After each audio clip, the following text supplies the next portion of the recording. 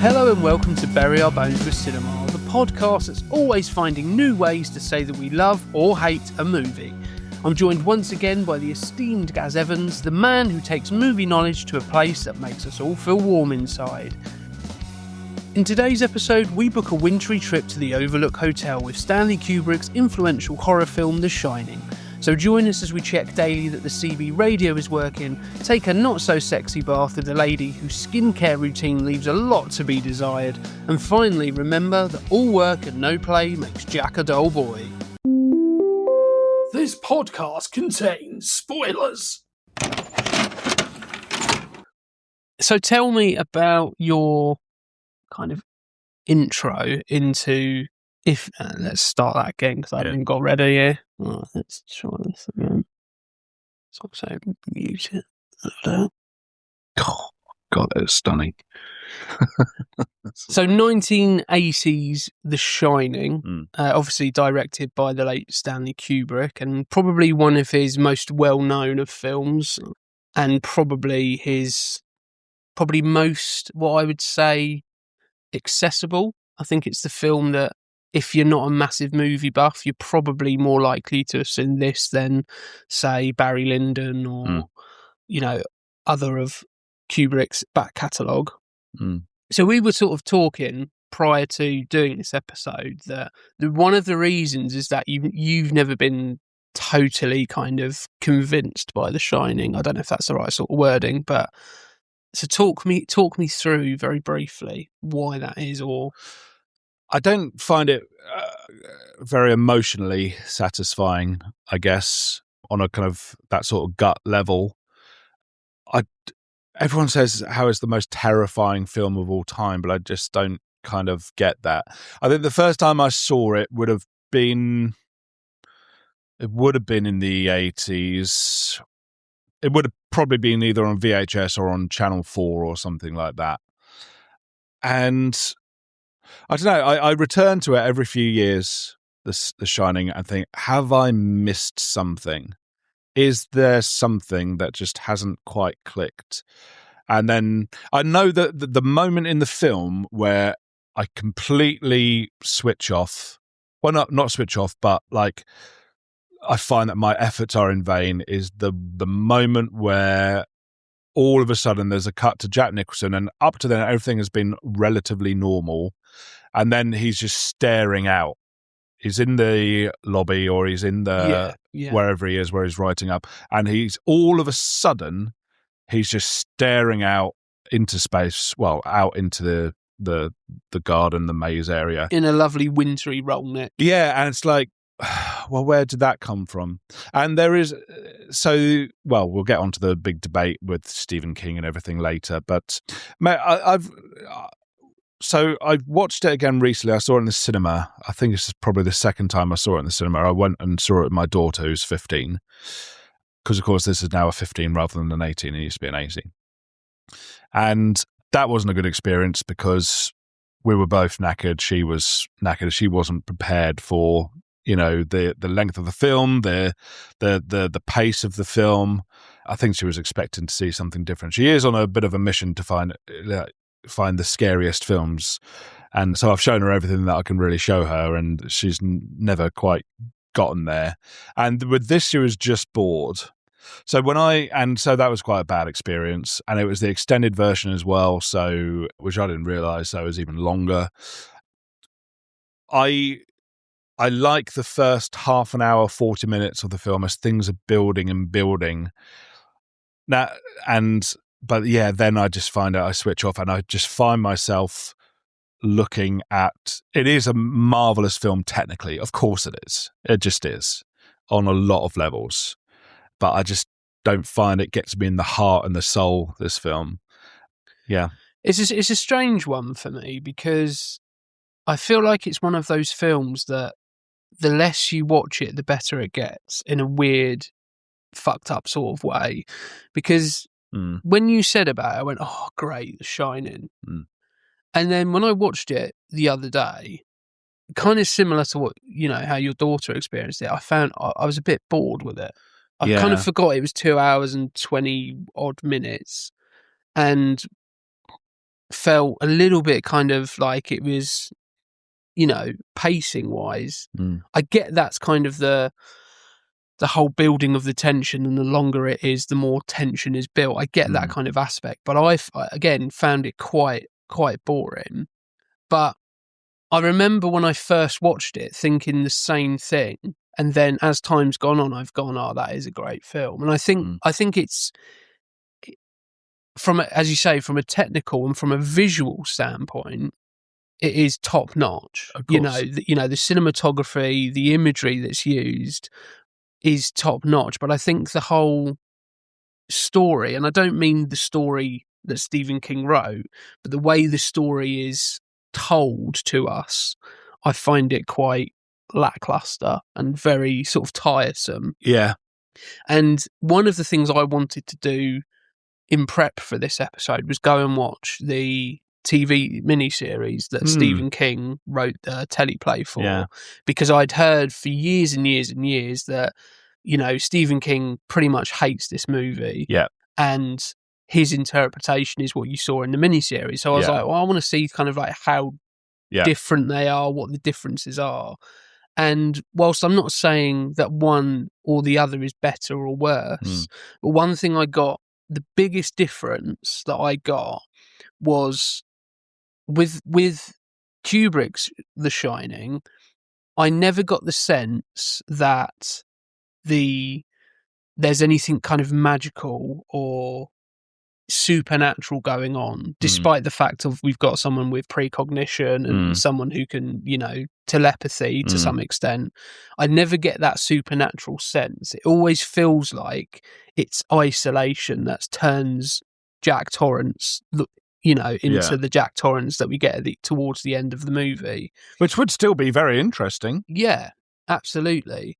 However, the miniseries, it's very, very clear that this is a supernatural thing that is happening to these characters, rather than the characters the characters are being affected by the isolation.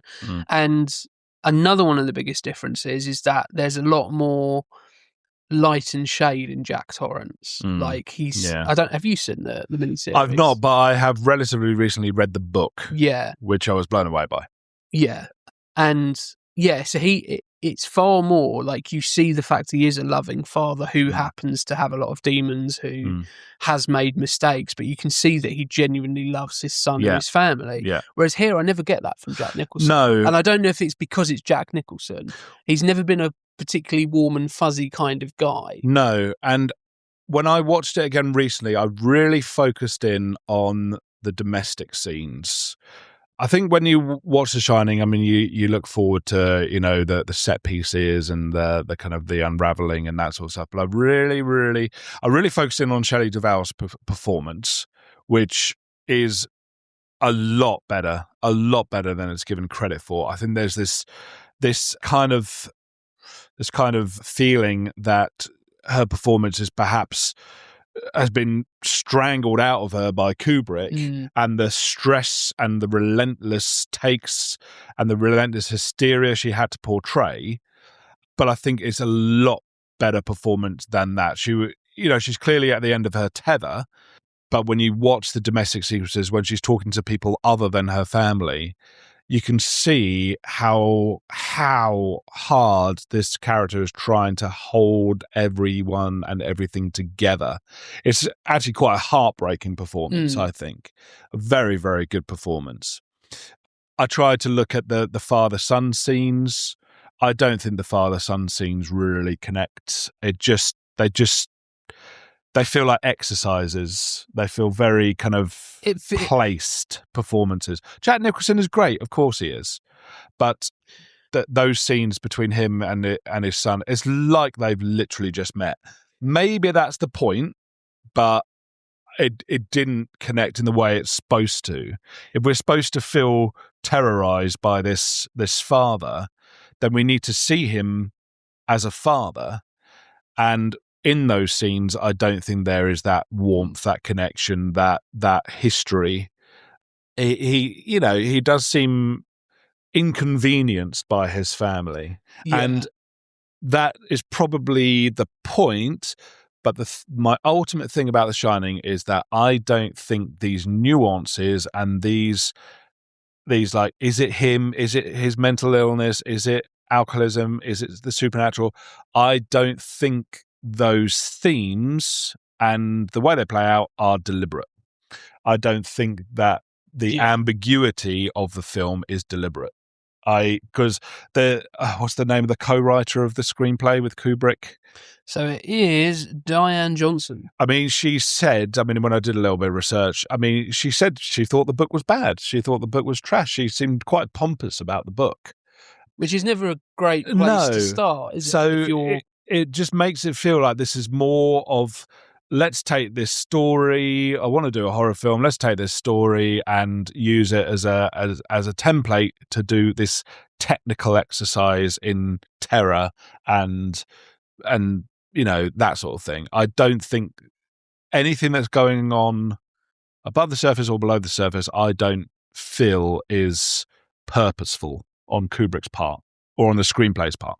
Yeah, I feel like it's a film that, not to discredit any other performance in it, but if you put Jack Nicholson, anybody else in the Jack Torrance role in this particular adaptation, then the movie falls apart, because I think it's very much a movie that is remembered in moments. Yeah. And that's why I forgot it being 2 hours and however long. I remember, for some reason, thought it was, between an hour and a half to 2 hours. And it's because the things that everybody remembers are the moments and and some of the imagery, when actually all the bits, we're just seeing the classic elevator blood scene, which is a motif that crops up. But the first time we see it, great image and in a lot of ways terrifying. And then, a quick cut to the two twins, terrifying. But that's a very small section that we remember. And then it goes on this kind of almost meandering kind of journey to the next moment. That everything in between the moments feels a little bit throwaway and a little bit by the numbers.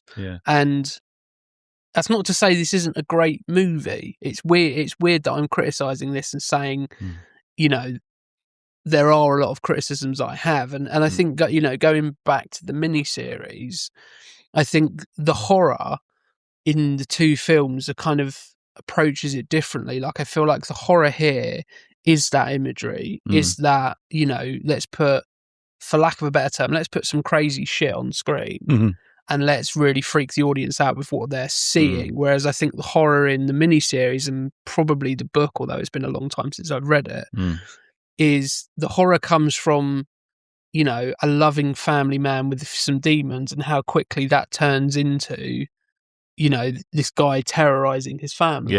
And, what you're saying about Shelley Duvall's performance is, they're tragic and horrifying, is that, seeing this woman who clearly is a strong, independent woman, but be, battered down by this toxic relationship. And that, I don't think, was explored enough in this. It feels very much like, I also think it's very quick to get Jack Nicholson being Jack Nicholson. That's my that's what I mean. Yeah, that's it. There doesn't seem to be any kind of gradual build. It just seems like it is almost as like, I didn't really pick up on it until you said, but that moment where he is just staring out the window, and not to discredit Jack Nicholson's performance, but Jack Nicholson doing his Jack Nicholson. That comes very, very quickly. And even the one of the moments that I remembered was the typewriter scene, where he really sort of like hammers in and says, when you hear me typing, it means I'm fucking working. So you don't come in here. And in my head, all I could think of, to be fair, it is a massive fucking room. You're deciding, in the miniseries, he has like a little office. Yeah. Whereas in this, it's like you're in like a grand hall and you're saying, "Don't come in here when I'm typing." It's massive, mate. Yeah. And it feels very like unreasonable and to the point where it's almost a little bit unbelievable. Yeah, there's any number of hotel rooms that he could be using. Yeah. You know, well, over 200 of them, evidently. Anywhere to have his own place to do that. I guess there's kind of metaphorical, you know, that epic space where he's doing you know, of course. But just I don't have any sympathy for his character. Again, whether we're supposed to or not, I mean, but I had sympathy for the character in the book. I know that much. And it made it more of an interesting story because there just was more of a connection with them. So, yeah, these scenes here with Shelley Duvall, the mother, and the psychiatrists, whatever, you know, just such a good little performance. I mean, she's framed, well, beautifully, brilliantly. You really care for those eyes of hers are just, you know, you could fall. There's an awful lot going on. Yeah, it is as you say. Like, you know, I've read and, you know, heard many a time, you know, seen lists where, you know, 10 worst performances in movies, and she's on this list, that kind of thing. That beggars belief. And beggars belief. I think it goes back to perhaps the kind of perpetual. An idea perhaps perpetuated from what we know of how these performances were kind of dragged out. Yes. You know, Stanley Kubrick is the stuff of legend for how many shots and how many takes. Yeah. He's probably only challenged by David Fincher in terms of his ability to keep going and wanting more and wanting more. And I'll be honest, I'm very much a believer in that. There is a particular line. I understand wanting to get the right shot and get the right performance, but also is 80 takes.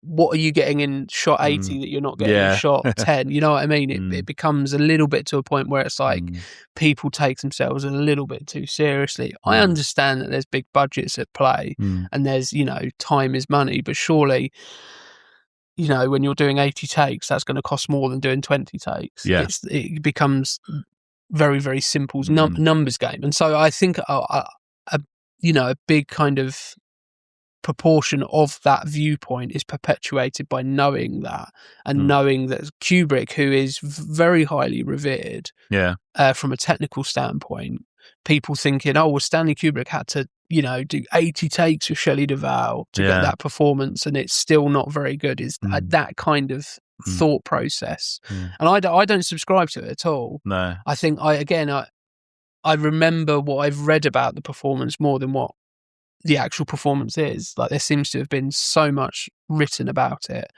and so much kind of derogatory statements made about her performance when actually it is incredibly restrained and understated, and she's the character I have the most sympathy for. Yes, absolutely. Definitely. You know, I don't have any sympathy for Danny Torrance because there is something about children in horror movies that it's like, well, you're a creepy looking kid in a horror movie. Yeah. I can't sympathise with you, but I can sympathise with Shelley Duvall's character and, you know, her wanting to keep her son safe, but also wanting to keep her husband safe, and knowing that there's a point where I've got to make a decision is a really kind of interesting narrative arc and interesting piece of the story to kind of really delve into.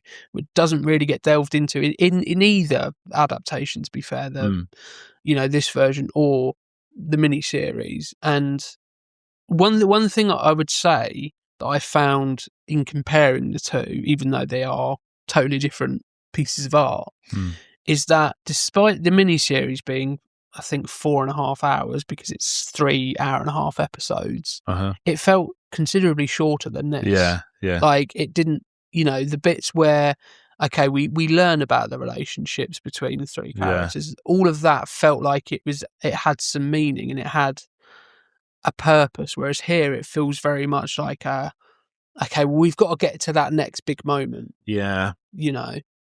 But you can't take away from some of the cinematography. Like, oh God, no, of course I you did can't. see the other day, and it really made me laugh that you could put any piece of music over the opening shot of The Shining, and it completely changes the tone. And I think somebody put the theme tune from the Australian TV show Round the Twist over it, and it worked phenomenally. Yeah, and you just you see the car going through those those rocky mountains, and it's like, this does feel like the opening to a lovely, wholesome family movie. If you were, I think you could do some really cool kind of interpretive movies based on just simply changing the music, because the music is another thing that does builds a lot of the tension. The music, I love the music in this film. I really do. Those swells of those brass instruments as the elevator doors open. James Horner does a similar thing in Aliens. Yeah. Who did the music for this? So the guy who done the music for this is Wendy Carlos. So sorry, the lady who done that was Wendy Carlos. She was the music score elements. Oh, okay. So, yeah. And that's a name that I've not heard before. It's not. Well, she's worked on things like Tron, Clockwork Orange, again with Kubrick, Switched on Bark. So, how much of an input she had compared, because I know Kubrick was one of these guys who likes to really kind of take on as much as he can. But yeah, I think that's one of the things that I really, really remember, is that boom, boom, that really kind of deep brass, and that creates that really ominous foreboding, where you just know this isn't going to end well. There isn't necessarily going to be a happy ending. Yeah, no, absolutely. You get that from the very beginning. I like Danny Torrance. Again, forget the name of the actor, but so Danny Torrance is played by Danny Lloyd. I think his performance is really, really good. Yeah, I'm quite sensitive to kind of kids' performances. I'm quite critical of kids' performances, and because I don't think they need to be, bad, and I don't think they need to be given need to be let off sort of thing. Yeah, because there are plenty of good child performers out there. Plenty of terrible ones. Yeah, as well. I think he's really, really good.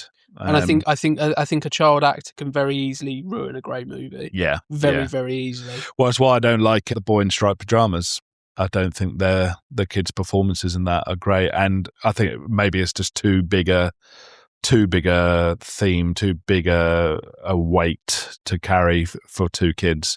But I didn't like their performances, so that ruined. I didn't return to that film. I didn't have the impact that I think it was supposed to have. Even a film like Jurassic Park that we spoke about on one of our episodes previously, it's very, very close to the kids ruining that film. Oh, I mean, they're right on the cusp. I think they're very precocious, annoying kids, but I don't think they're bad performances. No, I think, but it is very, very close. Like another couple of scenes with them, and it would be a point where I'm like, I just need these kids to be eaten. Spielberg kids are always very, very chirpy and very kind of precocious, like mini adults. Aren't they? He's probably one of the best at. Well, yeah. I mean, look at E.T. Look at child actors. I mean, Close Encounters. I find it very difficult to watch that because those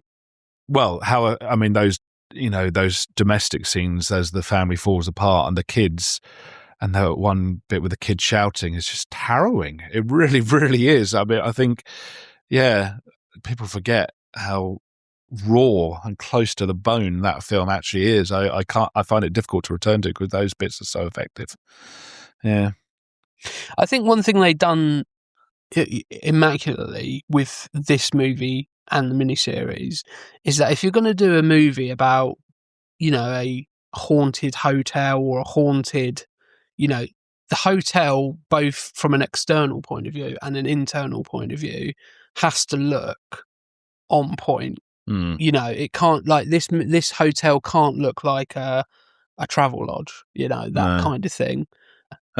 And the external shots really capture. I mean, there are a couple of shots, and this is in the 4K version that we're watching it on that I've got. And I don't know if it's just because it's the 4K version, but there are a couple of those external sweeping wide shots where you can see the helicopter blades right at the top of the shot. And it's quite funny because I'm like, there's probably if Kubrick was watching this now, he'd probably hate that more than anything. The fact that his films have now been upscaled to a point where you can see all the flaws, or the flaws are perhaps a little bit more evident. I think across the board, though, the performances in The Shining are great. There isn't a bad there isn't a bad performance in here. And as much as I've said about Jack Nicholson being Jack Nicholson, it's because of roles like this where he kind of got that reputation. I think perhaps prior to this, if you're watching, if you're watching this in 1980 and you've not, seen a whole lot of Jack Nicholson, you've seen a fair bit of him. He's a star at this point, but he's not Jack Nicholson of 10 years later, for example, where he has that gravitas that he brings to it. It may be a completely different watch and it may be a different feel to it, but coming from someone who knew who Jack Nicholson was, knew what he was all about prior to watching this, it feels like the most Jack Nicholson performance you can probably get. I mean, it's permeated culture since forever. I mean, even if you've never seen The Shining, you know all about it because of the famous sequences, the "Here's Johnny" bit and all that sort of thing. It's just one of those things, and that can detract from the experience, perhaps. So maybe it's just since its release has just had so much cultural weight put onto it that it makes it difficult to rewatch in that way. But no, I when I do rewatch it, I do manage to kind of I'm quite good, I think, or just naturally able to not let any contextual issues or cultural kind of extra cultural interpretations impact my viewing of a film, no matter how famous or infamous it's become. I'm able to watch it just to watch it. So that's not been too much of a problem. What's interested me is that I didn't realise until I was looking into this again a bit more deeply that when it was first released, it was, not critically panned, but critics didn't actually like it too much. I never actually realised that, I don't think. I thought it was always regarded as a classic, but people have come around to it, since. And I think that's kind of what I was saying about, the less you watch it or the more time that passes, the more it, so absence makes the heart grow fonder, I think. Because there are, I admittedly find it very difficult to separate that cultural kind of phenomenon. Oh, okay. So that's the opposite. I remember the first time I watched this, I'd heard, I went for a massive horror kick in my teenage years and was very much like, I think I'd watch all the kind of popcorn horrors, shall we say, the Nightmare on Elm Streets that are not artistic, but certainly more accessible as a generic movie watcher or casual movie fan. And I knew that this film was a little bit more meat on the bone in terms of hidden meanings and motifs and things like that. So when I came around to watching this, the one thing that stood out more than anything was how sort of understated and almost, I've used the word a couple of times, but throwaway the "Here's Johnny" moment is. But that's become such a massive thing that when you watch it, you expect to have all of that cultural, and actually it's just become almost like if this film was released in 2025, it would be a meme TikTok. Yeah. It's probably more so for Americans as well, because people over here don't really know who Johnny Carson is, was, so maybe don't even necessarily get the reference. Yeah. I'm watching this again on mute in front of us, and everything is just so deliberate. The placing of all those cans and bottles and boxes of cereal in the larder, in the fridge or whatever it is. It's so... You can... I don't know, it just takes me out of it a little bit. You can see the craft. You can really...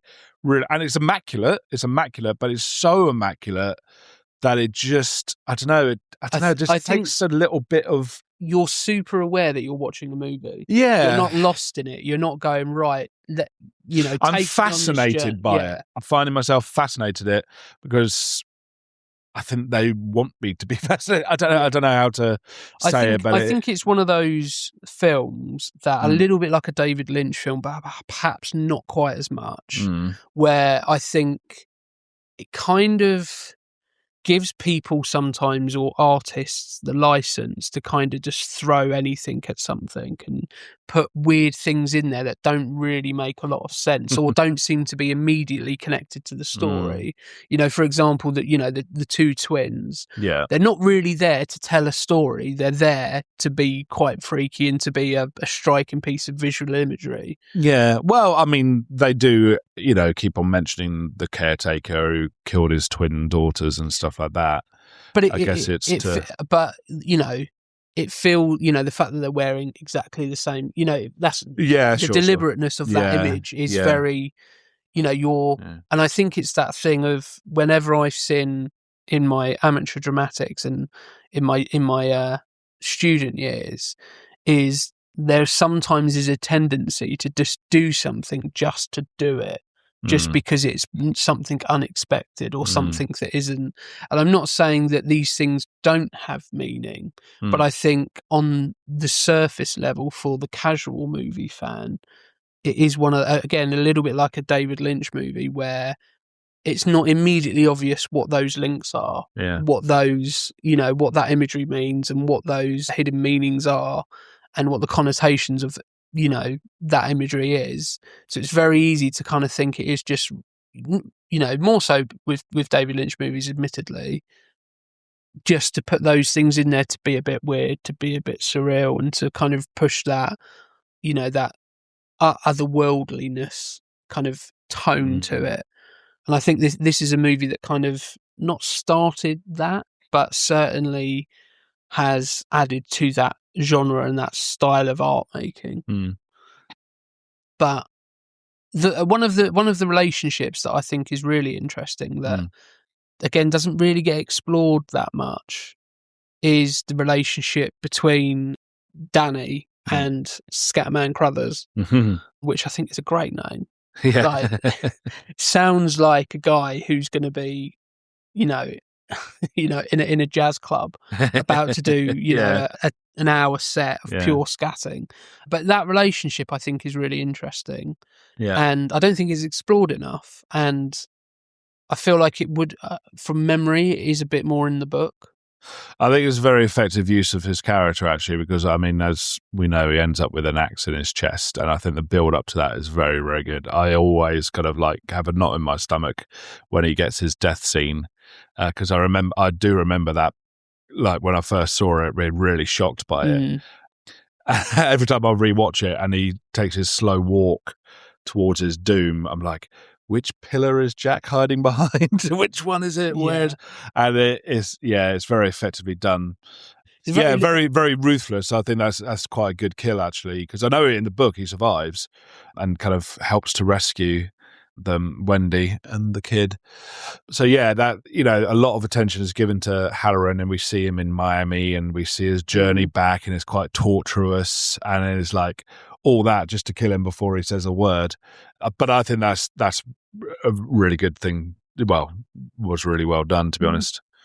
Yeah, I feel like in the book, and I might just be making this up because, as I say, it has been a long time, but I feel like the kind of telepathic connection between the two is a lot more kind of woven throughout. Yes, I mean frankly, there's a couple of moments where that's what triggers him to kind of go back and to help them out. But I feel like it is kind of a bit more woven throughout. Maybe I'm making that up, or maybe that's just what I desire. I think another thing about this film is that the telekinetic stuff with Danny, if you took it out, I don't think it would make the slightest bit of difference to the film. That's a very, very good point, I think. And I think that's like Indiana Jones in Raiders of the Lost Ark. Yeah, it made, if you know what I mean. There's a theory that actually he doesn't actually do anything in it to make any difference to what happens. And I mean, I think that's kind of what I was saying earlier about the difference between the miniseries and perhaps the book with the film is that as you've just said, if you take that telepathic connection and the shining out of it, despite it being the title of the movie, it doesn't have much effect, if any, on the overall story. Whereas in the miniseries, if you take that out, it doesn't work at all. Right. You know, like you know, in the miniseries, they've got these amazing hedges that have been carved into animals. Yes. There's several scenes where they come alive and they start, you know, haunting the, you know, Jack Torrance and Danny Torrance. And so, and, you know, doors close on their own and things switch on and off. There's there's one scene which I think is really, really quite striking, is they've put all in the main dining hall, they've got all the chairs upside down on top of the tables. And all of a sudden, we see it kind of over this course of about 2 or 3 minutes, they slowly start to edge themselves out until they just drop on the floor. And that's just a really cool, supernatural feeling type of way of kind of getting that kind of, this hotel is not like any other hotel across.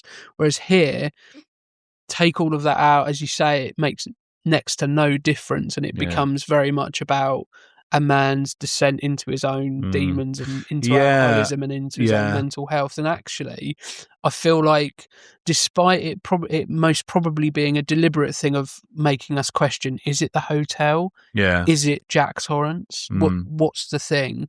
I feel very heavily that it's quite heavily weighted on the side of it being, well, it's quite clearly Jack Torrance being a loose cannon and, you know, not particularly well mentally, you know. I just don't buy these two as a married couple at all. I don't buy it at all. I only buy it in the sense of it being a horrifically toxic relationship. Yes, yeah, you know, fair him enough. Being, but the reason that doesn't necessarily work for me as much as perhaps it could do is because there's not enough light and shade there. Like he's pleasant enough, but not to the point of being like love bombing and that kind of thing, where you could understand how she gets duped by him. Yeah. But also you could, it just, it's difficult to buy it in the current form, I think, in the way it's presented. And it makes me feel silly to say it, you know, because I think somebody would rebuke me and say, well, I mean, it's all in the nuances of, you know, it's clear, the dynamic is quite clear and subtly done. I'm totally aware that we're probably losing half of our audience just by criticising it. They're going, I don't want to listen to that anymore. But yeah, I mean, I've had this discussion with a friend of mine who really likes this film, and he likes the ambiguity of the film and, you know, what's going on. And I'm all for ambiguity and mystery and kind of, is there a debate here about it? But I just don't think it's been. I just don't think it's I think it's a side effect, not a deliberate, intentional I don't feel like way of making us feel. I don't feel like the supernatural elements are prominent enough for it to be something that's ambiguous. Yeah. Like, there are things where, yes, if you think about them logically, you know, like the fact that he's in the photo at the very end, spoiler alert, you know, yes, okay, that's a bit of a nod or something, but it's not. There's nothing really there that really kind of sticks out at it being the hotel is the problem. Yeah. You know, he had, you know, for example, Danny Torrance has the seizures prior to going to the hotel. So we know that element, you know, is it a case of I think as well, one thing with Danny Torrance's character that really changes it is that he kind of acts out his imaginary friend. Whereas in miniseries and in the book, we kind of see in some ways that, well, in the miniseries, we certainly see that imaginary friend. Yeah. So we know that imaginary friend is somewhat real. Yeah. Whereas here, we think it is just a kid being a kid and having an imaginary friend. And actually, it's a lot easier here to dismiss those supernatural elements. Yeah. Then perhaps it is in the book. I think it's a lot easier, and I don't think it's to the film's benefit. No, because it depends on what you're kind of looking for, really. Like, if you're looking for an exploration of toxic relationships, and this film is great for that. However, I don't feel like, as you say, didn't feel like that was the idea they were going for. No, that's it, and that's Which it. could be so it makes me think, well, I mean, if they don't care, then why should I, sort of thing. I'll just sit back and just be wowed by the formula, well, the film form, the cinematography, the editing. I'll just sit and enjoy all that rather than worry or care about any of these characters. What? I did like that amazing scene with the maze, though, where he's looking down on the maze. That is very, very well done, and the matte painting, which is a lost art now, really. And I mean, one thing that I struggle to kind of get on board with in terms of directing choice, and I think one of the reasons why it, for me, is quite difficult to connect with in terms of the themes of the movie, is the way it's kind of broken up by saying Monday, Tuesday, or the interview. Like, that feels very, obviously it's a very, very clear choice that's been made. But for me, that it's another moment where I'm kind of taken back out. Yeah. Like, I feel like this is very much bearing in mind that they're there, or they're expected to be there from mid to late October until April. Yeah. That's a long time. Yeah. And the problem is that we know this happens over the course of a week. Yeah. And I feel like it would be far more interesting and far more in keeping with that theme of isolation if when the time, where, again, it's even more suggestive and go, well, is this happening over the course of a day or a couple of days, or is this happening over the course of months? And we're not too sure either way. One interesting thing as well is the change of the room number that has. Yeah. So in the book and in the miniseries, it's 217. Yes. And here it's 237. Now, I'm sure there's probably Well, the reason is the hotel they were using didn't actually. Well, what was it? So you're pretty much right. So the Timberline Lodge, which is what we see as the Overlook Hotel in the film, did have a real 217, and the management feared guests would avoid it after seeing it in the movie. That's it. And obviously, there's no real way of talking about The Shining without talking about the conspiracy theory that this is a confession for Kubrick directing the fake moon landing. Yeah. I think that's, again, the stuff of legend.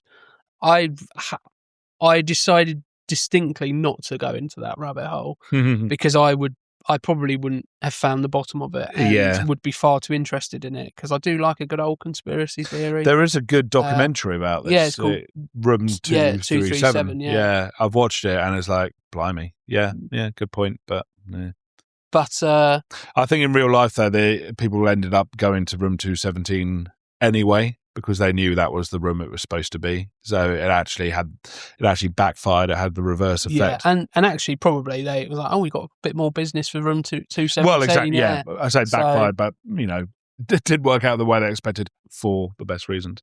Yeah, and at the moment we are just at that scene with the typewriter. Yeah, where up to this point we haven't really seen any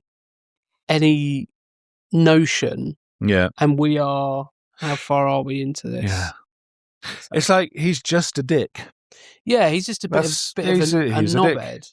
We are 45 minutes in, and up to this point, we haven't really seen him be a knobhead.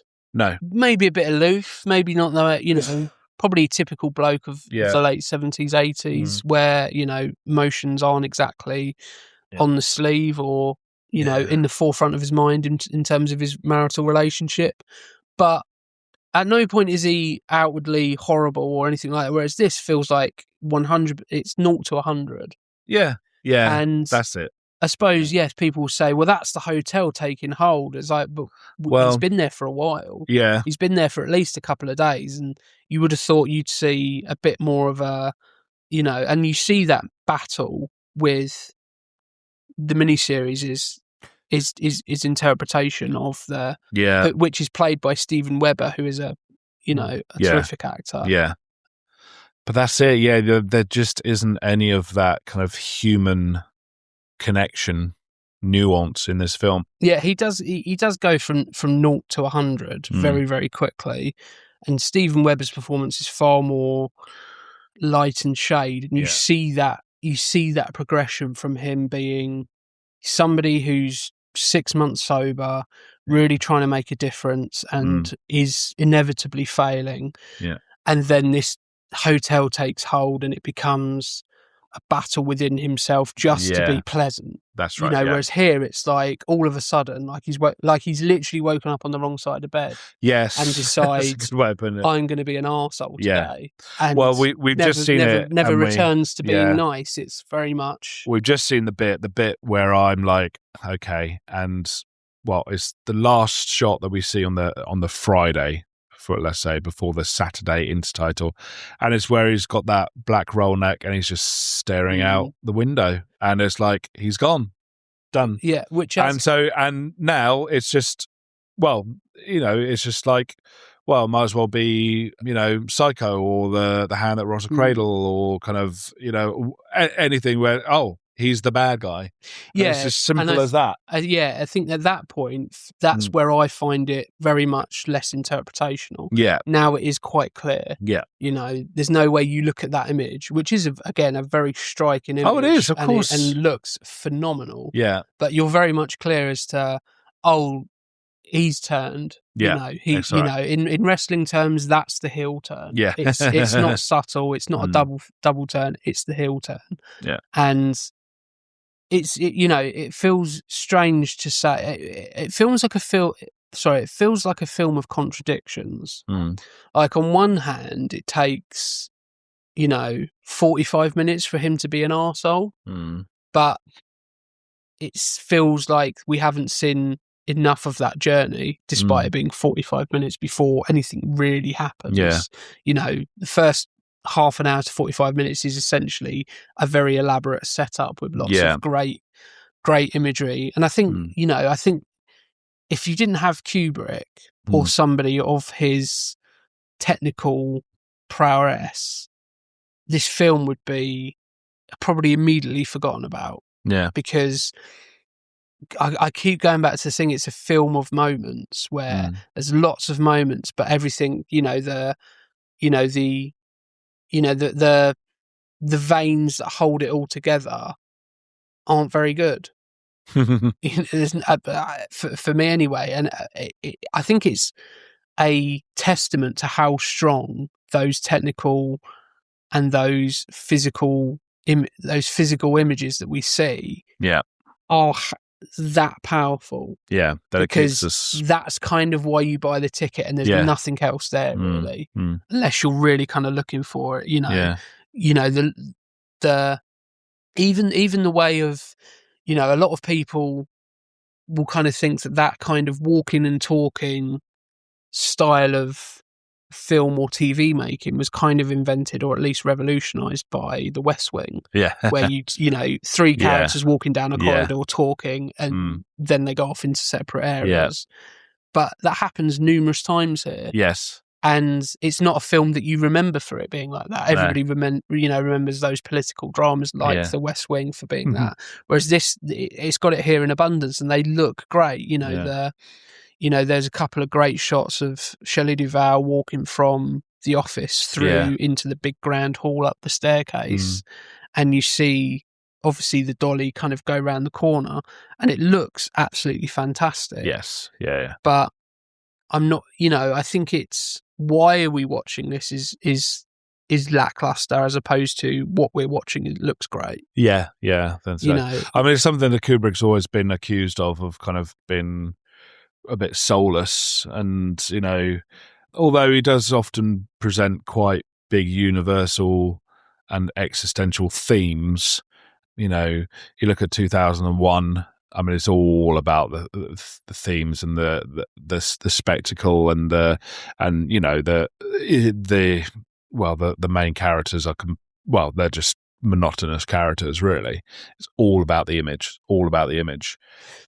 and I think it's only the quality of the actors that kind of maybe brings anything. I mean, I'm thinking of Full Metal Jacket, but the idea there is that these soldiers are kind of being trained to be soulless. They're being trained to kill. So it actually makes sense. So you do have sympathy and empathy for these soldiers because they, especially in the first half, because they are being bombarded and that their individuality is being stripped away. I mean, the very first sequence in that is all of them getting their head shaved and just getting removed of any personality and any humanity so that they can go and kill. So I've got more of a connection with the characters in that film than I do with most of the characters in The Shining, because that's the point of Full Metal Jacket. I mean, I'll be honest. I've never been, a massive Stanley Kubrick fan. Yeah. Like, what we're kind of saying about The Shining is kind of what I feel about most of his work that I've seen, and I haven't seen all of his work, which is probably his bigger indicator of how I feel towards his work as anything, is that they always look great. It's a little bit like, and I'm not in any way, shape or form saying that these two are on the same level, but he's very much similar to how I feel about Zack Snyder, where it's going to look great. There's going to be some great imagery. There's going to be some great cinematography, but all the webbing in between is always paper thin. One of the biggest problems I had with Batman versus Superman was everything in terms of the story and how we got from A to B to C was terrible, but it had some great imagery because you've got Batman versus Superman and you've got, and I think I even made a big long Facebook status back in the day when people done that, when it was announced that Zack Snyder was going to direct Man of Steel. Yeah. And I said, I've got no problems with Henry Cavill as Superman. Yeah. It looks great as Superman. I've got no problems with how it's going to look. What I have problems with is the story that's being told. Yeah. And, lo and behold, the story that was told wasn't that particularly interesting. Yeah. And it's kind of the same here, which it feels like such a difficult thing to say, knowing that it's based on a novel by Stephen King, where it's all about the story. One thing that's incredibly clear with Stephen King's work is the setting and you immediately know where you are despite having never been to this place. Yeah. When you go and watch it, you feel like you know what Derry's like. Yeah. When you watch Stand By Me, you feel like you've been to that place 1,000 times. Same with the Overlook. The way you feel like you know that hotel. Yeah. But somehow all of that has been kind of lost in the effort to make it look amazing. And that, I think it's important to say that doesn't mean it's bad or it's good or it's worse or it's better than. It just means that personally for me, this isn't a film that I return to a whole lot. No, me neither. It's not a film that I go, you know what, movie night, I tell you what, let's put The Shining on. Yeah. It's not that type of movie, and it's a movie that I think I've seen under 5 times. Yeah. And, we have a podcast on movies, which tells you I love movies, but it's not one that I return to that often. I remember the moment, and kind of I just want to see the moments in this particular thing. Everything in between is kind of rather uninteresting. And that's what it ends up with me. Like I said, I mean, every now and again I will just get this compulsion to watch it and just to, I don't know, to see if I can get more out of it. Especially now I'm, a dad and everything, and kind of. But to be honest, we're watching the scene now between Danny and Jack, and actually, that was a bit unfair. I think it is a better scene. I think it's a very, very well performed scene, actually. I think my biggest barrier to getting on board with that relationship kind of goes back to it being Jack Nicholson. I know Jack Nicholson is a father. I know he is a great actor. Yeah. But I don't buy him as a loving father. No. There is he's so threatening. He's so... Well, he doesn't look in this scene like he's a man. And again, I mean, this is obviously the direction they've chosen to go with, or at least that is the direction that it seems to be apparent. But he is not a man wrestling with his conscience, wrestling with addiction, wrestling with being overcome with an evil of some kind. That scene just doesn't do it. And well, for better or worse, I find that a bit more interesting to see someone wrestling with themselves. I find that a lot more interesting than, oh, this guy is just out and out evil. It's a lot, and I just find it frustrating that it's nearly there. But then again, when I read the book within the last 10 years for the first time, I was just really interested to see, and it's so different in tone. It's so different thematically, and I understand why. I mean, Stephen King famously does not like this adaptation of the book. I'm sure he agrees is wonderful to look at, like anyone would, but the book is incredibly personal to him because he had addiction issues. He's a writer. He had, at that point, obviously his wife and his son, he still does, of course, but you know what I mean? So, and that was quite autobiographical. And this film does not capture that struggle. And I think the scene that for me encapsulates what you're saying is where he finally takes a drink. It feels very much like, and to be fair, I don't know much about alcoholism. This could be quite accurate, but it does feel like he just decides, yeah, I'm going to have a drink, rather than it being he's really been struggling to say no. Yeah. Really been wrestling. Yeah. It does just seem like he just goes to the bar and goes, you know what, let's have a drink. Yeah. And I mean, certainly for me, much like for you, that is less interesting. Yeah. That is, the cause and effect isn't really there. It's very much just, here's what's happened. We don't really need to know why it's happened, but it's happened. Yeah. And it on screen, I suppose the only moment which we see a little bit more of an emotional side to Jack is the bit where he's having the nightmare and he immediately wakes up and Shelley's there to that's her Wendy.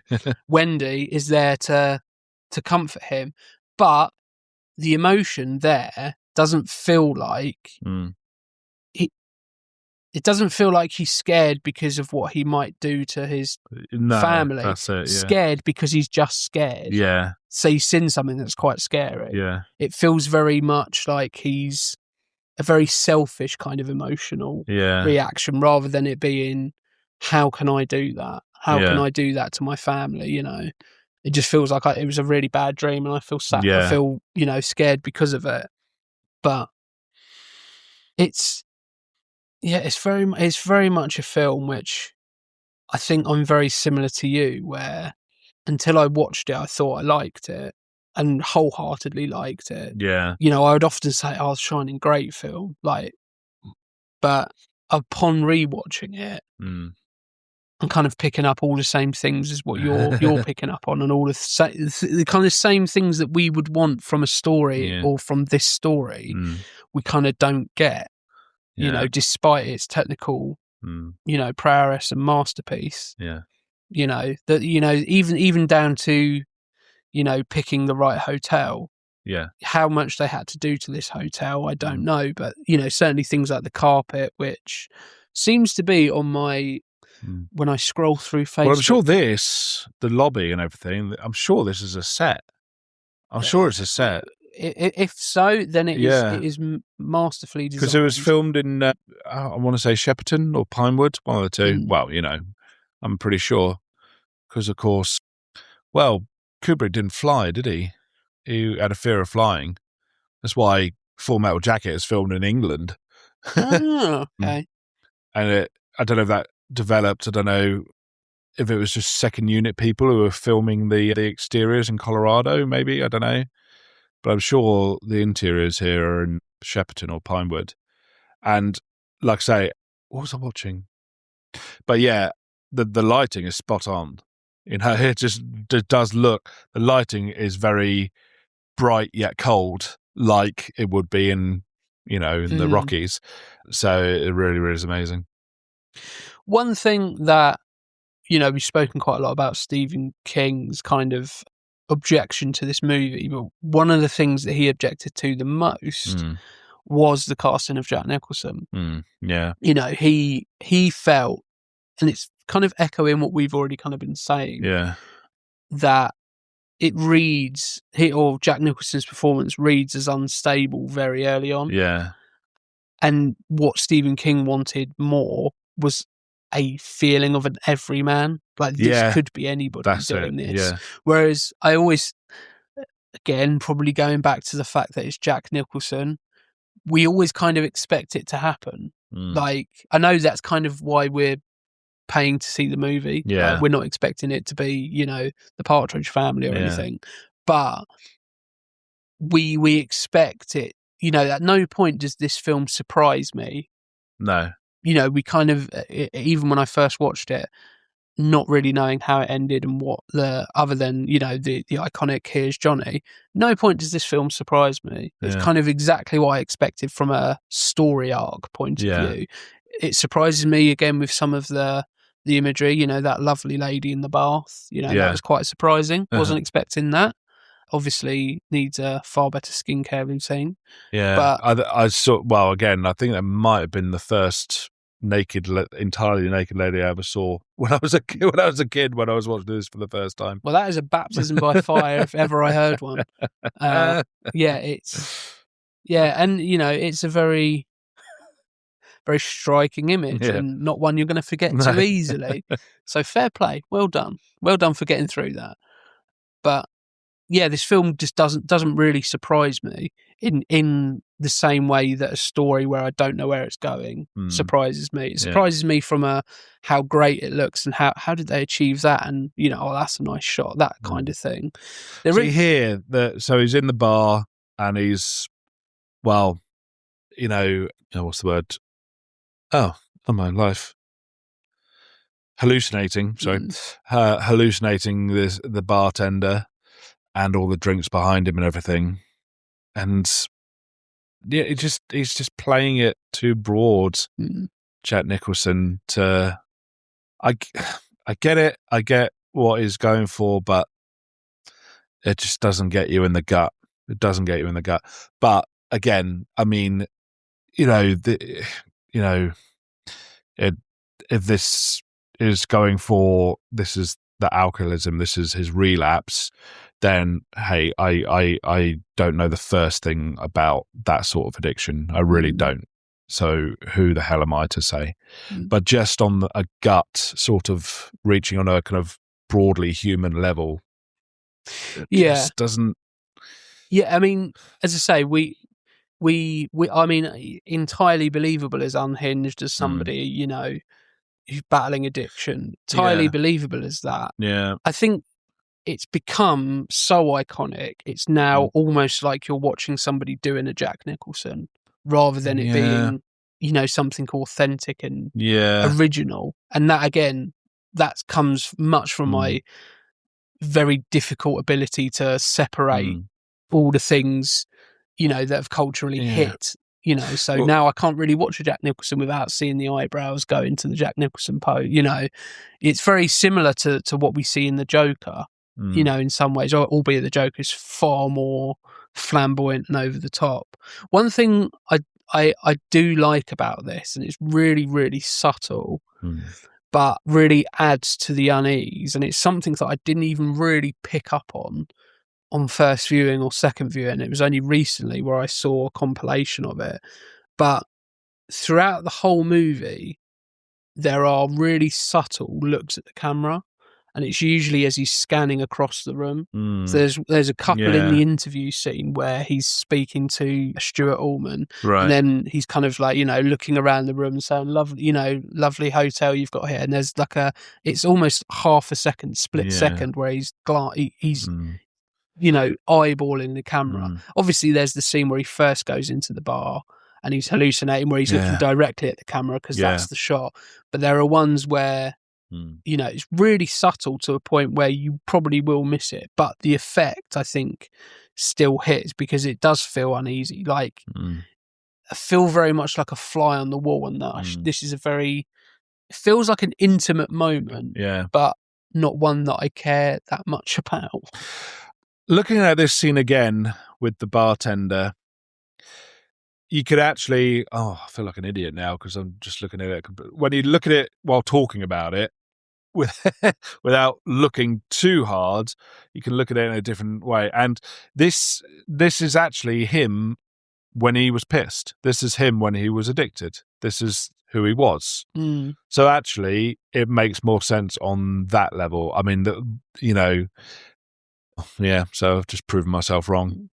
Yeah, I mean, maybe logically on a step-by-step ABC sort of level, it's like, where has this come from? But what we're seeing here is, I'd say, probably the real Jack Torrance, that up until this point has been held back by, public courtesy and kind of social expectations and kind of, I must be polite to my bosses, I must be polite to my wife, but now it's all coming out. Evidently, according to Stephen King, not effectively enough. But yeah, what we're seeing here in his hallucination is who he actually is now that he's taken a drink. This is what he was like. This is what he's been trying to keep a lid on. So yeah, in that regard, yeah. And well, now that I look at it, it's kind of like, oh Jesus, God, it must have been horrible, And now we see Wendy come up to him. He snapped out of his delusion, and you can see how gripped he is by alcoholism. Now, if you wanted, what is interesting actually is Joe Turkel's performance. The guy who plays the bartender, the guy from Blade Runner. His performance is like his eye. I mean, he's not condescending to Jack, but he has all the power. He's stood above him. He's positioned above him. Jack's having to look up to him. He's sat down. He's in a vulnerable position. And it's like the ghosts are saying, we've got him. We've got him now. Yeah. I've never looked at it like that before. Yeah, I mean, it's interesting with that scene because what I was saying earlier and what, we were touching upon with Shelley Duvall's performance, one of the things that I feel like doesn't help is that scene where she's running to find Jack and to tell him that, Danny's been attacked by a woman or, whatever she says. Yeah. She doesn't look like she's in much of a hurry. Like, it's a bit of a meandering kind of... Yeah. Almost that kind of thing of, you can't run full pelt because you're on a movie set type run. Or that thing of where you're trying to look like you're running, but you're not actually running. It's that or kind of thing. She's thinking, what the hell am I running to? What state of mind is he going to be in? I mean, do I actually want his help? Is he in a position to help, or am I just going to get it in the neck again? True. I'm just going to look up some of the reviews that I remember reading about this, the contemporary ones. Yeah, laborious filmmaking, a grab bag of spook stuff with no rhyme or reason of its own. I think that's where this type of movie has that tendency sometimes to kind of go, what I was saying earlier about, the links to David Lynch, in that it can seem very kind of, as what was that line again that you just said?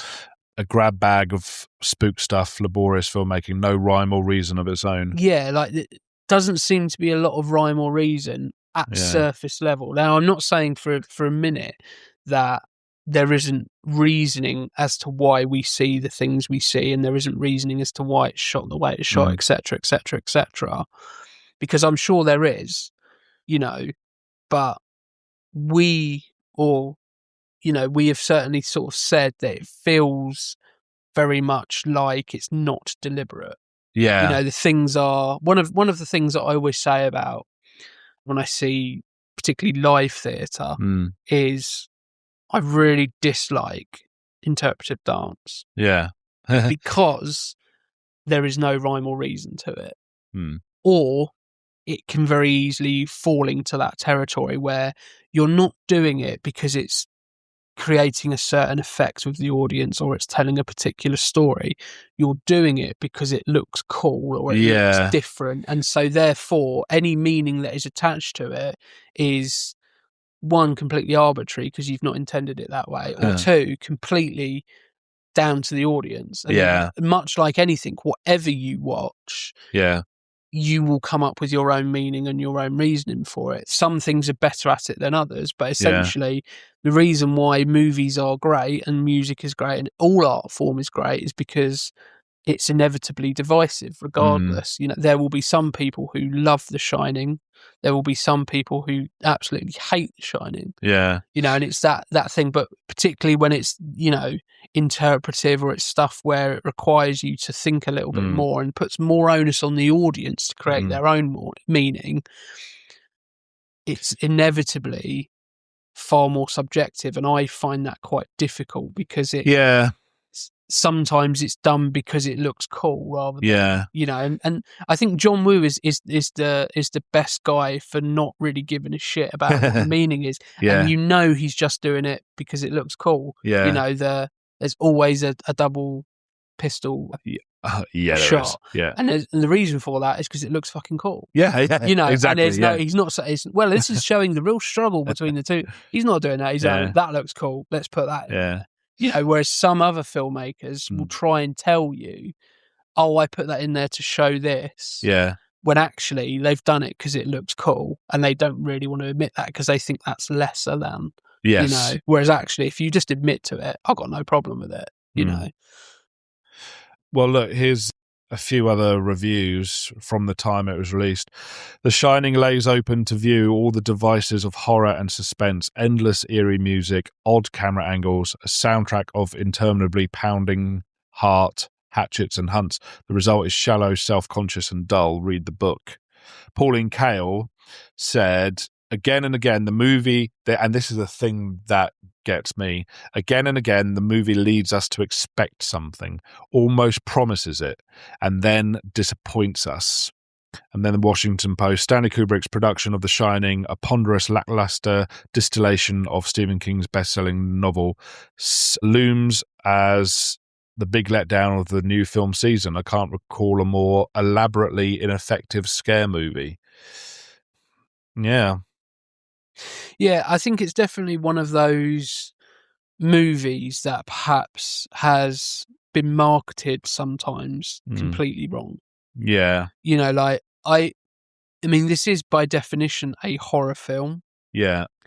But I think the horror doesn't really, you know, obviously it's quite grim when we watch the, you know, the old lady with the horrible scars walking to, you know, it's quite horrible. Obviously, when you get the jump scares of, you know, Jack Torrance with the axe and things like that, obviously those things are quite obviously there to kind of make you jump and make you go, oh, that's quite scary. But actually, I think the horror from this particular interpretation, for me, the thing, it's almost what isn't there.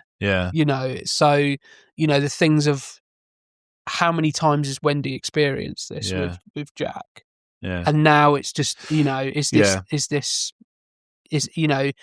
this her thinking, you know, I knew coming to this hotel would bring this side out of him. Or maybe she hoped that it wouldn't. She hoped that things would change. It's those things that I find far more scary, and you know that you know, that idea of being in that kind of relationship where there is this kind of overbearing sense of dread, where, you know, at any moment he could snap at you. And so from that perspective, it does make sense as to why he randomly, you know, becomes an arsehole, because you know, you don't necessarily know. And it's interesting because I feel like the more we talk about this, the more I kind of pick up on things. And the more, and it's weird because, well, it's a film that I haven't actually ever talked to anyone about, really. I think, but that's the thing, I think, unless, maybe this is what we needed. I think unless you talk to, because often, much like myself has done, whenever somebody mentions The Shining, you often just hear, "Oh, great movie." Movie. And then you don't really talk about it. Because unless you're doing a podcast or you know, Yeah. you wouldn't necessarily talk about it in this kind of way. But it's weird because I feel like to enjoy this movie, I have to try and find the enjoyment. Yeah. Like that. Well, This isn't a movie where that I just put on and I know I'm going to have a good time. Yeah. Even from a horror, because that's a weird thing to say for a horror movie anyway. Yeah. But like, I know when I put on Nightmare on Elm Street, I know I'm just going to enjoy it. Yeah. When I put on, Friday the 13th, I know I'm just going to enjoy it. Whereas here, it's like, one, I have to be in the right mood for it. Yeah. It's not the movie that you can just put on, after a hard day's work. Yeah. Particularly if you're a writer, probably not a great movie to put on. It's I just have to find things that I like about it, and that, and there is a lot there that I do like about it, and I don't want this, which I realise probably anybody listening probably is coming away thinking that we hate this movie, but we absolutely don't. It's just I want to really. I don't know if it's a film you can love on that level, but I really want to appreciate it more. More than I do. I want to appreciate it more on a human level. And on closer inspection, we just seen Jack. He kind of basically trying to twist the events to trying to evade blame for the bruises and the injuries that he's been sustaining. We know that he feels annoyed that he's blamed for when Danny broke his when he broke Daddy's arm by kind of dragging him away. Well, perhaps I've missed this and haven't, wasn't watching it closely enough. But in this, it's not immediately clear whether or not he actually done that. Well, he did it, and I think it's something that's mentioned. It's certainly in the book and the miniseries. It's very clear. He didn't mean to break his arm, but through his actions, he did. Whereas here, he flew off the handle. I think it's all, again, probably goes down to the thing of it being an interpretation, and not that we disbelieve Wendy, but I think it's that thing of, I feel like I'm probably contradicting myself from when I speak about other movies, but I feel like we even need it to be more of a point. Yeah. Because at no point have we seen, not that we wouldn't necessarily believe it, but at no point have we seen him be outwardly horrible to Danny. No. We've seen him be a bit of an arsehole to Wendy, but to his own son, maybe not loving, maybe not, the most caring of fathers, but we haven't seen him attack him or lash out at him, as far as I'm aware. And so that kind of interpretational thing of, did that happen? Is that something that was as you say, this is this is from 2006. This is Roger Ebert, who initially disliked the film. He says, when he's reappraised it, he says, Stanley Kubrick's cold and frightening The Shining challenges us to decide who is the reliable observer. Whose idea of events can we trust? It is this elusive open-endedness that makes Kubrick's films so strangely disturbing. Yeah. And like I say, I don't mind that the film is open-ended and elusive. I just feel like it was an afterthought. I don't think like it was deliberately done, because I think of, their kind of indifference to the book, and again I forget the co-writer's name, but her kind of dismissiveness of the novel makes me think that they've just selected the bits they want and forgotten the guts of it. And I think when we look at it through a 2026 lens, and when this film was released, this was at kind of in the tail end of second wave feminism, where divorce rates were skyrocketing and women were fighting for and kind of getting towards equality at work and, reproductive rights and that sort of thing. Maybe back at that time, those things weren't so obvious.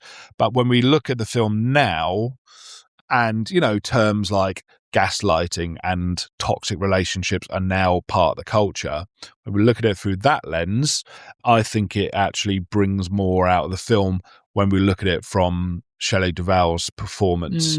And we can perhaps look at Jack and losing himself in the alcohol and his real self coming out. And that perhaps gives me a little bit more sympathy towards him. There are some moments here and there where you can see the battle, but because I think we're so overwhelmed by Nicholson's performance, it can be a bit lost. But I found these reviews, Anne Bilson in The Guardian, Duvall's horrified reactions as her husband reveals himself to be a mortal threat provide the film with many of its iconic moments. Looking into Duvall's huge eyes from the front row of a theatre, I found myself riveted by a very poignant form of fear. Not the fear of an actor out of her element, or the more mundane fear of a victim being chased around by an axe-wielding maniac. Rather, it was something far more disquieting and familiar, the fear of a wife who's experienced her husband at his worst and is terrified that she'll experience it again. I think that's really... Oh, actually, sorry, that's Bill Jabiri of Vulture. So, yeah. Roger Ebert, this is no simple screen queen performance as Duvall makes Wendy's terror and determination grippingly, movingly real. Did Kubrick push her to extremes to reach up heights?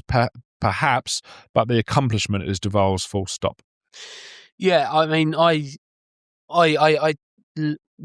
do love Shelley Duvall's performance because going back and, that quote kind of hit upon it and I hit upon it earlier, but it's the things that we don't see that really bring the horror out. So I think naturally the things that Jack ends up doing, that we know he ends up doing, and his erraticness, to put it lightly, is scary. But I think the thing that makes it more scary is the fact that obviously prior to the Overlook, he's not always like that. Yeah. The fact that he is so two-sided. Yeah. Where he can be quite pleasant, he can be somewhat loving, makes it even more scary that he has that darker side, because it's almost like you don't know what you're walking into. Yeah. What you were saying earlier when, she goes and, seeks out his help or her idea of what help would be. She doesn't know what she's walking into. Am I getting good Jack? Am I getting bad Jack? Yeah, that's it. That kind of thing. And that to me is the scariest thing about this. Whereas I think, not that it ever becomes a Mike Myers stalking type film, slasher type film, but with that, you kind of know what you're up against. You know that you're up against this thing, whereas it's much harder to survive. And, one of the reasons why relationships like this exist is in some facets is because there are two sides where it's easier to go, oh well, I'll stay with this person, I'll stay with this family because of the good times. Yes, I know there can be good times. If it's not that I'm saying if you're in a 100% bad relationship that it's not difficult to leave it, but you kind of know what you need to do. Whereas here, and pretty much every time on screen, I do see that battle far more evident in Shelley Duvall's performance than I see the wrestling and the battle with Jack Nicholson's performance. And it's not to say that Jack Nicholson's performance isn't great, because he does that unhinged, erratic, aloof, crazy Jack Nicholson style performance amazingly. He's what he's become known for. Yeah. And this is one of the movies, along with things like One Flew Over the Cuckoo's Nest, that really kind of push that, again, along with the Joker from 89's Batman. But with Shelley Duvall's performances, it's that masking where not quite dead behind the eyes, but you can see the eyes are telling a very different story to what, her smile is saying. When she's having that discussion with the psychiatrist, she's very much, it's almost like she's screaming in her head, help. Yes. Yeah. But she can't come out and say it, which I love. I love about that. And I think hopefully over time, as it seems to have started to happen, because there certainly seemed to be swell sort of like 10, 15 years ago where people thought it was a bad performance. Yeah. Because they were looking at it with, the eyes of 20 or whatever the year was when they were looking at it going, well, strong female characters aren't like that. Strong female characters basically have to be like guys, but actually it's a strong female character, but for a completely different reason. Yes, yeah. And we're now currently just in the toilet scene. Yeah, I use this as an example in film studies of breaking the 180-degree rule. Do you know what that is? I probably do, but never heard it referred to as that. Well, I mean, when you set up two characters look at each other, the camera always stays on one side of them. So Torrance here is looking from the right to the left. Mm-hmm. The butler is looking from left to right. And that establishes where they are.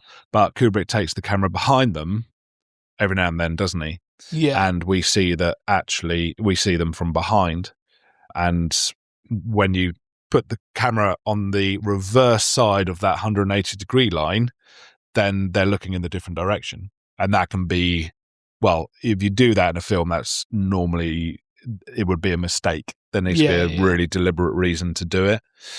Because otherwise, so it messes everything up. But he blatantly does it in this scene just to create even more eeriness and to keep Jack Torrance off guard, I guess. Which is even more highlighted by the striking red colour palette of that toilet, which obviously from a filmmaking point of view is filled with symbolism. But from a point of view of, in this world, why as a hotel would you paint the toilet that colour? Well, maybe it isn't, because this is all a hallucination. Maybe it isn't. Maybe it isn't, but if you walked into a Wetherspoons toilet and it was like that, you'd be like, whoa, I've had far too many. I need to go home immediately, Even when I've had far too many, I don't want to walk into a Wetherspoons toilet. Yeah, especially for guys, because we always have to go upstairs. Yeah. And you can see it really in this scene. There's all that. I'm now just getting bitter. So true. I'm thinking of all the Wetherspoons I've ever been. I've always had to walk upstairs. If anybody listening has ever been in a Wetherspoons toilet and you're a guy and you've been to the toilet and you haven't gone upstairs, let us know, because we want to know where this. Because you're in a different pub. Yeah, you're not in a Wetherspoons. You're in a Green King. Going back to this scene, because that has gone in a bit of a strange tangent. This is one of the scenes where you can really see what I was saying earlier about Jack Nicholson's subtle looks at the camera. I think we've just gone past it, but there's certainly sort of like 3 or 4 times as he's kind of giving that glazed and erratic kind of performance. He just nods and not nods. He glances at the camera, and it just gives you that feeling of unease, which coupled with the stark red colour palette of the toilet, as you just said, the breaking of the 180 rule, which I probably wouldn't have noticed, but the effect is noticed. I wouldn't have necessarily picked it out. That's why I feel the way I feel when I'm looking at that. But there is something that I couldn't certainly put my finger on, and that's one of the things. Yeah. I think it's the performance of the butler as well. Yeah, I think it's the scariest thing in this whole film. I really do. He's brilliant. He's really brilliant. The way he says how he corrected his wife is like, oh God. Yeah, it's a detachment and a clinical way of speaking that just sounds. Oh, and just that look. He just. And I'll be interested to know if that is a direct quote from the book, or if I'm not too sure. It does make me want to reread it again, because I thought it was a brilliant book. I mean, it didn't. I thought it was great. I thought it was really, really good. Yeah, and it didn't. It wasn't overshadowed by the film in the slightest, and everything that's ever come with all the baggage that the film brings. I didn't find myself kind of thinking, oh, I wonder, on a tertiary level, I saw, oh, well, that's different to what happens in the film. And I knew all along, because of Friends, that in the original, the hotel blows up. Yeah. Yeah, that's why I knew how the book was different. Watching that episode of Friends where Joey and Rachel swap books. He keeps it in the he puts it in the freezer. Yeah. Yeah, it didn't overwhelm it in the slightest, and I just found it a really human. I was like, God, this guy is fucking struggling. He really is, and he really wanted him to pull it together. He kind of does at the end, I think, from what I remember. He kind of has a glimpse of kind of. Yes, I mean, I'm going from the miniseries, but there is a point where he sacrifices himself to save. That's it. Yeah. Danny and Wendy. Yeah. And we know that Jack Nicholson's interpretation of Jack Torrance isn't going to do that. We know, from that scene, he's made that switch. We know it's going to end badly for him, and not through sacrifice. It's going to be because either, he's completed his mission, for lack of a better term, or because, the victims survive, that kind of thing. I did just have a train of thought which had completely gone away from me.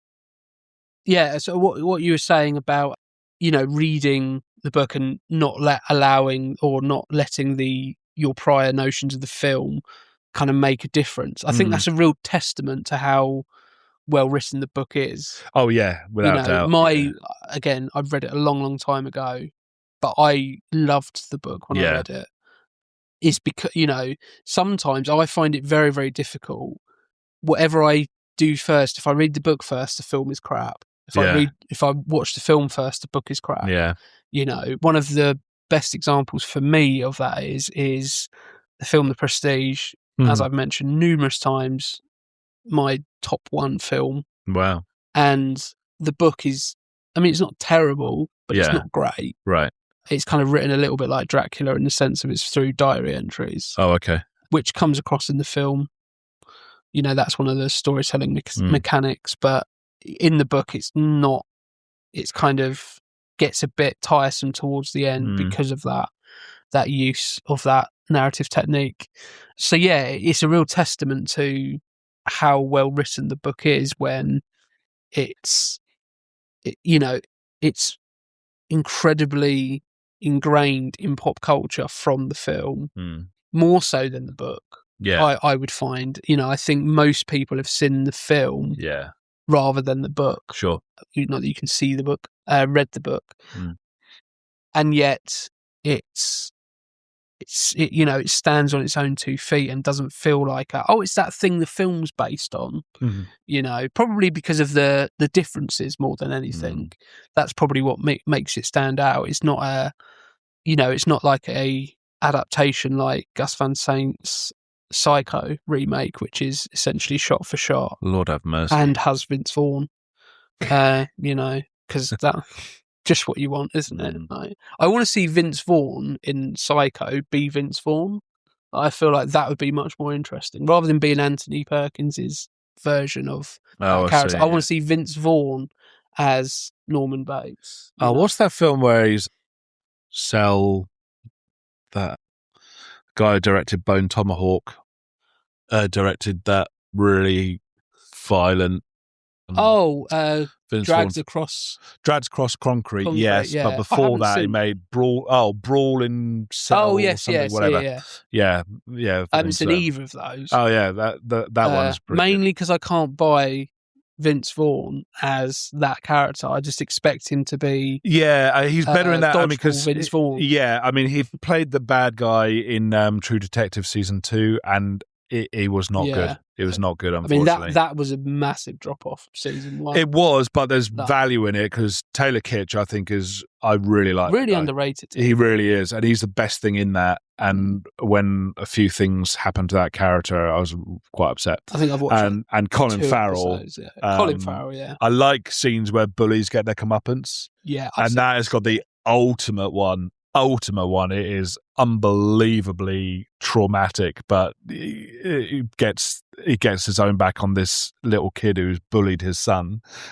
And it's like, well, look it up on YouTube. You can find it. Colin Farrell season 2 bully, and damn, sheesh. But yeah, he is good in Brawl in Cell Block, whatever it is. He's actually quite effective there. They use his bulk and his size to good effect in that. film with Vince Vaughn. There's a really great impressionist. I know we've gone on another tangent. That used to, I think it was on David Letterman. They used to have like musical acts, and every now and again they'd have a comedian, and every now and again they'd have an impressionist. And there was one guy who done an impression of Vince Vaughn in Indiana Jones as Indiana Jones, and it's hilarious. I'll send that my way. That sounds funny. It started from like mid noughties, but it's hilarious. And the guy also does an impression of Sean Connery, having a discussion with Vince Vaughn as Indiana Jones, and it's brilliant. So I think that brings us on quite nicely to further watching. Oh yeah, sure. So I think one thing that we haven't mentioned at all, but I would 100% recommend, and a film that I far more enjoyed than rewatching this, is Doctor Sleep. I was just thinking the exact same thing, actually. As long-awaited sequels go, in terms, usually when you wait over 40 or nearly 40 years for a sequel, it's a cash grab, which I'm not saying it wasn't, and it's terrible. It's usually, not what you want, know. But I think it's great. Yeah. I think it has those... I think it's kind of everything I wanted this film to be on rewatch. Yeah. Great performance from Ewan McGregor as a grown-up. Yeah. Some really emotional moments in that film as well, I seem to remember. Mike Flanagan, I've got a lot of time for him because I am... His movies... mainly because of Midnight Mass for me. I mean, that really got me. That was great. Show. Yeah. And absolutely amazing. The House on Haunted Hill, was it? Yeah. House on Hill House. Haunting of Hill House. Yeah, that's and then the The Haunting of Bly Manor was the sequel to that, which I haven't seen. I haven't seen. That was the one which wasn't quite as good, apparently. And then the Edgar Allan Poe one, the most recent series he did. Yes, I can't think of the name of it. But that was good, but a little bit less emotionally satisfying, but still really, really good. Yeah, I've got a lot of time for Mike Flanagan as well. He's about to do The Exorcist, isn't he? Apparently. Yeah. I mean, I the problem is I have with any big genres is I'm always asking the question of why are we getting this? Yeah. So The Exorcist, as we done an episode on that, do we need another Exorcist movie? I'm not sure that we do. However, if it's done right, I mean, fair enough. If it's done right, however, I would still be like, do we need another one? Yeah, why not just make an original property? But if it's about the similar sort of thing, it's going to inevitably be compared to The Exorcist anyway. So another one that I've got in terms of similar kind of themes of isolation and a very similar kind of setting is The Thing. Yeah. That really pushes into that isolation theme even more so than this does. And we also have an episode out on that. Yeah. So check that out. 1408, I would say, is well worth it. Film. Yeah. 1408 is amazing. People who've seen it really, really go for it. For me, whenever somebody says, what's the best jump scare, the one I always go to is one in 1408. I can't remember it. I've only seen it once and it was a while ago, but I do remember. I think it was really good. John Cusack. And the ending, the twist ending was really creepy. Another one, slightly more recent film, but Hereditary, for the kind of the themes of, family, domestic difficulty. And, I think that is a great, one of the sort of most promising modern horror films, which seems to be few and far between these days. I do like this reveal, the all work and no play. Makes Jack a dull boy. I like that that he's gone to the point of formulating it like he's still got paragraphs. And indents. He may be writing the same words, but punctuation is key. I like the fact that there's one or two typos here and there as well. I like that it's not perfect. Yeah. It makes it somehow even creepier. Yeah, it is. And again, it's that thing of moments again. That's one of the things that you remember because it's... Some poor fucking runner would have had to or production designer had to sit there and type all this out. They would have been paid next to nothing, I would imagine. Their poor fingers. Yeah. And that typewriter must have been absolutely on its last legs. Oh dear. Another movie which I haven't seen, but the themes that I have picked up on from trailers and things like that is The Lighthouse. Yeah, I haven't Robert seen that Eggers. yet. It's one of those films that I feel like I should get sight unseen on 4K, which I like doing once in a while. Yeah, there are certain films which kind of have to be seen in the best possible format. And then another one, similar in terms of slow burn and kind of domestic horrors, Rosemary's Baby. Yeah, I had a problem watching that for a long, long time. Because some people have that film which it gets to them so much that they can't revisit it. But yeah, that always kind of gave me the creeps, that film. I got over it by buying it on 4K and watching it again. It didn't have the same impact that I thought it had. That feels like an excuse that you tell Becky as to, it's a way of getting over it. That's why I brought it on 4K. Or it certainly would be an excuse that I would use for Hannah when another package comes through the door. What's that this time? So a way that I would like to end this episode is by asking you a question in terms of how you feel about this movie. So for you, is The Shining a beautiful scenic stay at the Overlook Hotel, or is it a nightmare axe-wielding writer? Or is it somewhere in between? Yeah, I think somewhere in between. I mean, there are standalone, effective, scary moments that are very, very creepy. Sometimes that's counterbalanced by the overt construction of the whole thing. It is an immaculate film to look at and listen to. Of course it is. But maybe not ultimately satisfying as a story. Although, for the first time, having sat here and really looked at it and actually talked about it while I've been watching it, which I've never done, of course, in a cinema, or I don't think I've watched it. I would hope you wouldn't do that in a cinema. Well, of course. I don't know if the etiquette of modern day people in cinemas is somewhat lacking. Well, this is why if I go to a multiplex, it's normally midweek. I can't remember last time we went on a Friday or Saturday. Because, I don't know. Well, it's a bit of a balance, really. Sometimes if it's full, then, and people are really into it, then it won't be a problem. But yeah, I've appreciated it the most on this viewing when I've looked at it scene by scene and looked at it through the lens of kind of, I don't like presentism. I don't like looking at a film and, and saying, they wouldn't do that nowadays. I hate that. I really do. I think it's just really lazy. But when you do look at this through a kind of post-feminist lens and through Duvall's performance, you get a lot more value out of it, I think. You can put all the supernatural stuff to one side and look at it as the falling apart of a marriage and a relationship, then it can work. But then that I don't feel that there's the groundwork in the relationship is very satisfying to make it ultimately, because he's always been a dick. And again, that might be the point. And maybe this is looking into the psychology of why you would stay with a man like that. And the guy's terrifying, and maybe you probably feel safer if you left him than if he stayed.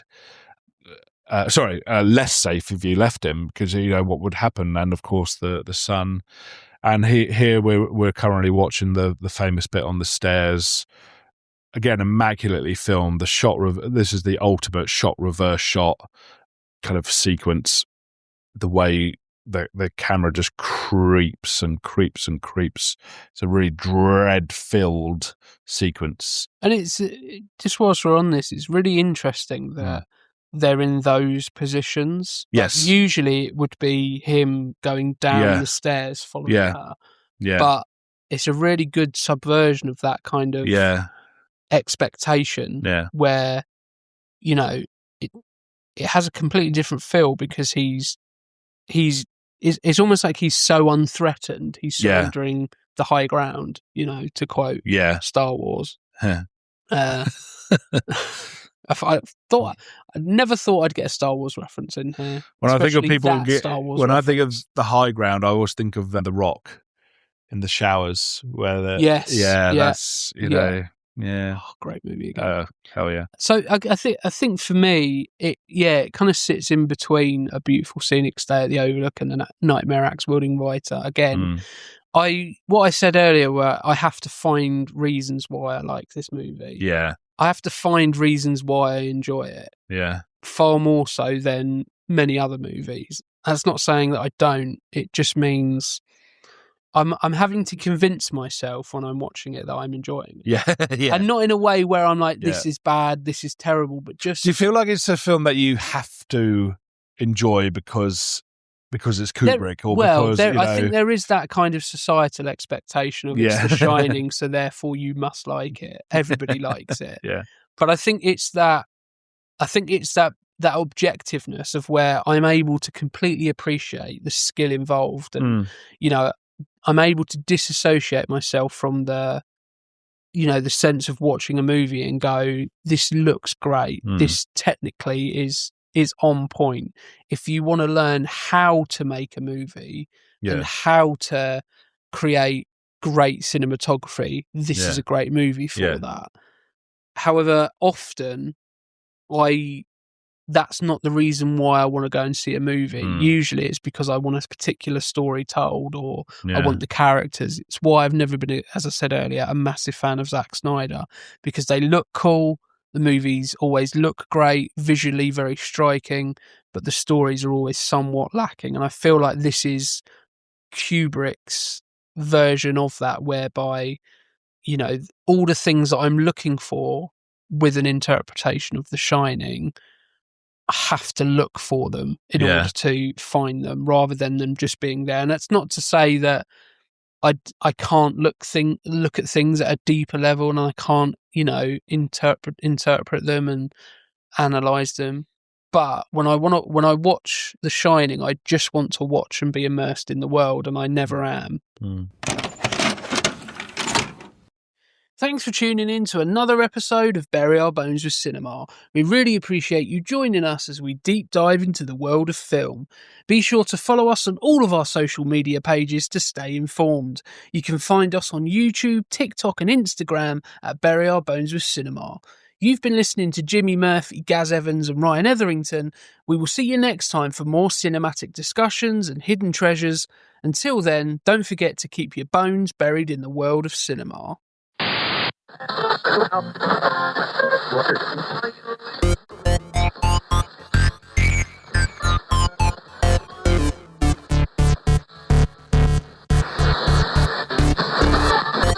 it will be a one-button job.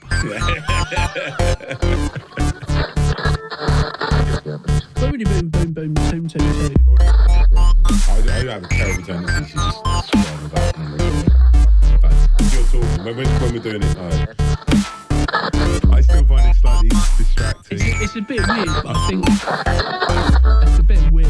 But I suppose maybe if you listen to it back, see if it sounds. I was like, I'm gonna have to stop it. You listen to it back.